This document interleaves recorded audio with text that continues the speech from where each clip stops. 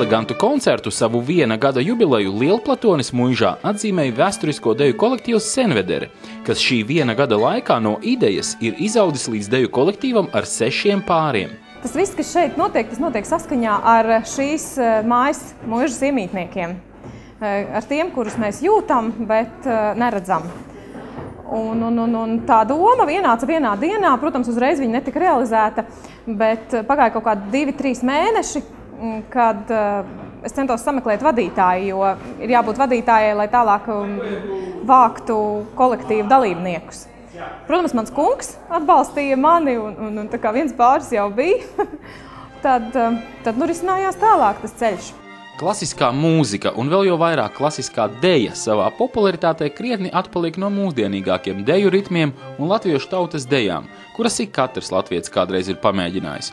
Tomēr arī vēsturiskās dejas nav nemaz tik vienkāršas, kā sākotnēji varētu šķist, jo pamats visām dejām tomēr ir klasika, un šeit bez priekšzināšanām un iepriekšējas pieredzes nav viegli.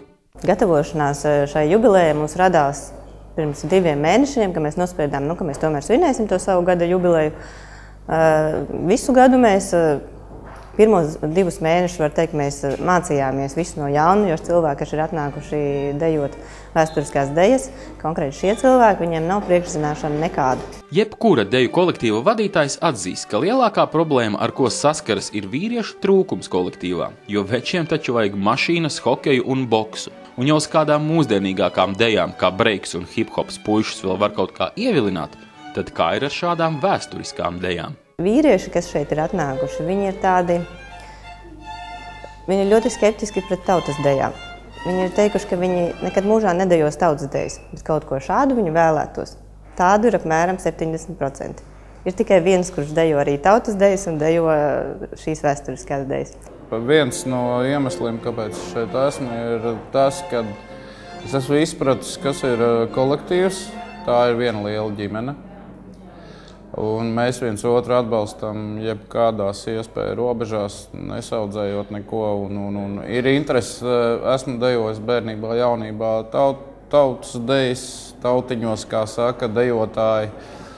Un šāds piedāvājums bija, gribējās pamēģināt, jā, un es sapratu, ka šis ir kaut kas savādāks, interesantāks, īpašāks, ar savu, kā saka, ar savu garoziņu, bet ar savu odziņu. Gada laikā apgūtās prasmes un horeogrāfijas savā jubilejas svinēšanas reizē ir jāatrāda plašākai publikai.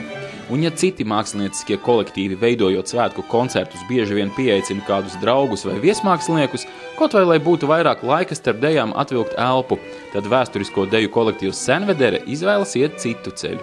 Šodien mēs darīsim visu pašu spēkiem. Mēs neesam aicinājuši nevienu vieskolektīvu dejot. Mēs izmantojam iekšējas rezerves tikai. Vienīgais, ko mēs paaicinājām, stīgu kvartetu, bez kura mēs nevaram, jo mēs ļoti gribam dejot pie dzīves mūzikas. Atšķirībā no daudziem citiem deju stiliem, vēsturisko deju dejotājiem īpaša uzmanība jāpievērš tieši tērpiem, jo līdzīgi kā tautas dejās, katram laikam un katram reģionam ir raksturīga kāda nianse, izskats un griezums. Iekāpjot tērpā, tu jūties uzreiz tāds cēlāks, majestātiskāks pats, jo šis tērps jau puse no tā, ko mēs darām, dod, protams, tērps. Man patīk, ja tie tērpi ir precīzi, etnogrāfiski precīzi, lai nav tā, ka mēs izejam un dejojam ar kaut ko. Tāpēc arī šajās dejās es tā nolēmu, ka mēs nešūsim kaut ko, bet darīsim tā, lai tas būtu pareizi. Un tad mēs sākām īrēt no Rundāles pils, kur šie tērpi Latvijā ir vispareizākie. Dejotājiem vēl tāls ceļš ejams. Lai svinot savu kaut vai 10. apaļo jubileju, vēsturisko deju kolektīvs jau pulcētu dejas cienītājus no visas Latvijas, kādā no Rundāles pils zālēm.